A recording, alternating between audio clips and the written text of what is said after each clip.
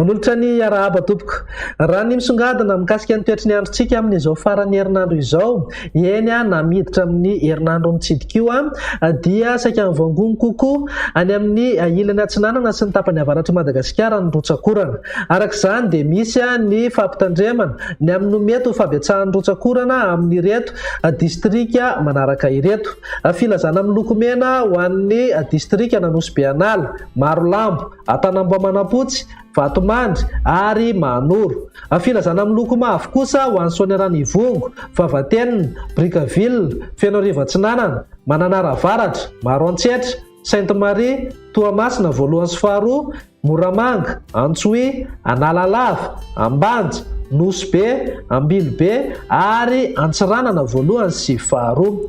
Fanamariana kely ihany koa dia mety ho betsaka ny rotsakorana ho antsika eto amin'ny afovoantany raha ho amin'ny Rampitso tafiditra ao anatin'izay moa Analamanga. Arak'izany dia mila mailo sy mitandrina fatratra ny mponina rehetra satria mety hisy ny fiakaran'ny rano na renin-drano, eo ihany koa ny mety ho fisian'ny rano miandrona ary indrindra noho ny amandona izay misy dia mila mitandrina fatratra ny amin'ny mety ho fiotsahan'ny tany na tamboho na sanatriavan'izany ny trano sy ny andron-driro eny an-dalana eny. Raha mahakasika ny fiforonana rivo-doza kosa indray, raha tazantsika amin'ny sary azo avy amin'ny zana-bolana dia misy an'io Tangorondraho an'io ao amin'ny ranomasimbe indianina, izany hoe faritra ny ratsy zany raha marimarina kokoa.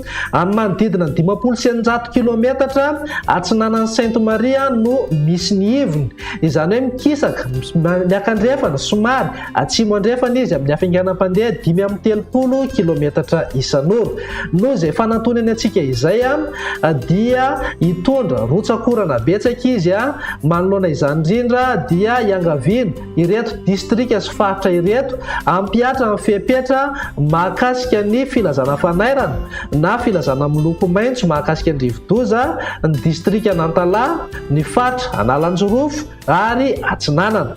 Ny mpanjonany ranomasina sy ny mpiandrika amin'ny morontsiraky ny faritra Sofia mihazo any Diana, Sava, Analanjorofo ary Atsinanana dia entanina mba tsy hivoaka iandrika intsony na hisodisody any ranomasina mandra-pilamina ity satria hisy fikorontanana tanteraka ny toetry ny andro eny an-dranomasina. Arak'izany mba hisorohana ny loza mety iseho dia entanina mba anaraka tsakany sy andava ny toromarika omeny manam-pahefana eny fotony. Raha ny vinavina mahakasika ity Tangorondraho ity moa dia ina hivadika rivo-doza izy atao anatin'ny 420 ora ho avy. Raha mahakasika ny toetry ny androntsika ho amin'ny Rampitso maraina ary dia hisahady ny rotsakorana any amin'ny Sambava, Antala, Analanjorofo, Atsinanana ary ny ilany Atsinanana ny faritra Alaotra Mangoro. Hisy tandrifin-drahona ihany koa ny vao maraina any amin'ny faritra Sofia, Boeny, Betsiboka, Bongolava ary Melaky. Andrahona mety arahana orana malefaka indraindray ny any amin'ny tapany avaratra ny faritra Sava, Diana, atorak'izay ihany koa atsika eto amin'ny afovoantany mihazo any Vatovavy, Fitovinany ary Atsimo Atsinanana. Ny tapany atsimo Madagasikara moa dia andrahona amin'ny tsitokotoko na iban'ny toerana kokoa iaby masoandro. Raha ny tolakandro indray dia saika ho maina ny tapany atsimo ny faritra Menabe ary mihazo amin'ny faritra Atsimo Andrefana, Iorombe, Anosy ary Androy.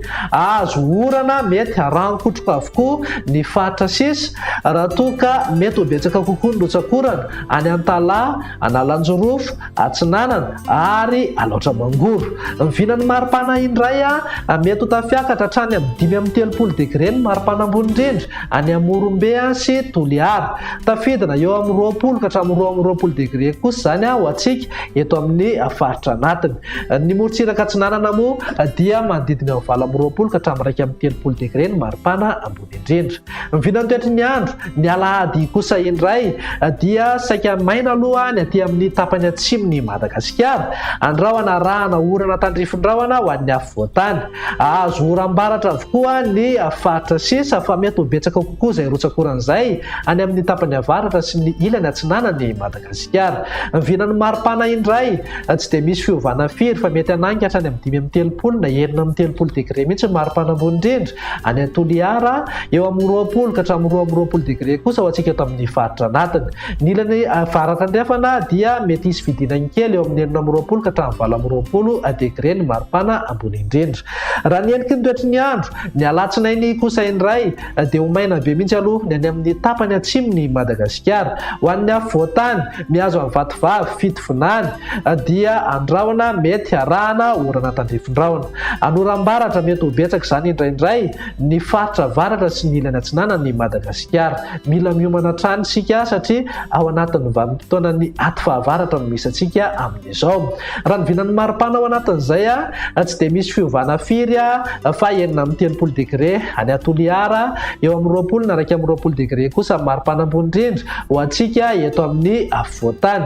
Morotsiraka atsinanana misy fidinany kely eo amin'ny 20 ka hatramin'ny 17 degré. Raha toa ka midina kely ihany koa ny maripana ambony indrindra any amin'ny faritra avaratra sy avaratra andrefana saika eo amin'ny 20 na 17 degré. Araka nefa mahazatra anao rehefa zoma toy izao dia indro menanao indray ny tahan'ny falitony-drivotra teto Antananarivo sy ny manodidina. Raha tazantsika amin'ny kisary izao dia ambany amin'ny ankapobeny ny tahan'ny falitony-drivotra ary saika ambany mifetra amin'ny OMS avokoa ny rehefa rehetra voaray teto Antananarivo nandritra ity herinandro ity. Raha ny mandrafitra ny toetry ny andro ato anatin'ny 3 andro avy ny jerena raha araka ny vinavina ihany koa dia saika hitohy hatrany ny rotsakorana dia vinavinaina hijanona ho ambany hatrany ny tahan'ny falitony-drivotra eto Antananarivo sy ny manodidina. Dia izay indray raha ny vinan'ny toetry ny andro amin'izao farany herinandro izao manome fotoananao ho amin'ny manaraka indray. Veloma tompoko.